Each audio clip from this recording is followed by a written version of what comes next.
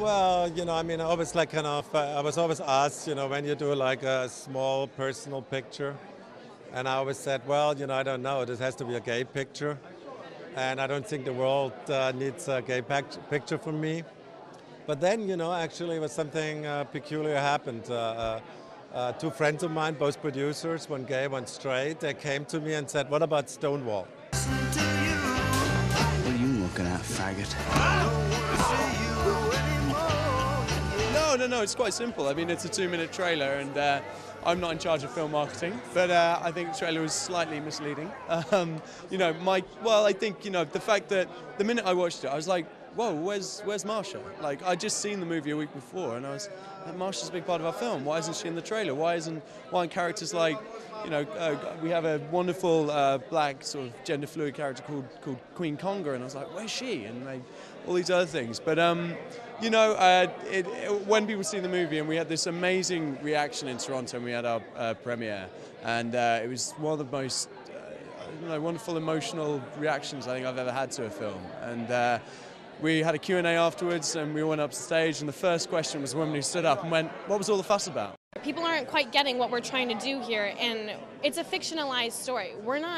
It's not a documentary.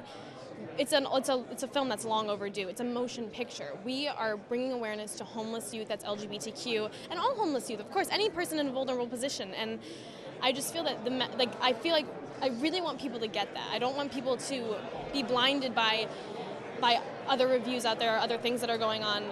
Look, I wouldn't ask. I'm sorry, it's an emergency. Ray, I've had this job for 2 weeks, all right? Danny, Judy just died. Judy who? Garland. But you know what, on a positive note, I think it's incredible that there has been such an immense dialogue happening at the moment. Suddenly everybody's talking about this story, and everybody wants this story told a very specific way. Everybody wants to get it right. I've never heard so many people say the names Marsha P. Johnson and Sylvia Rivera, and I think that's amazing. I think that's amazing. So I hope that people will come see the movie, but at this point, I think we're doing all right.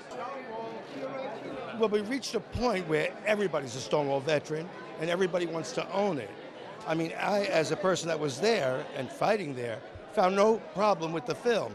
I mean, I took it for granted. This is a romantic action film.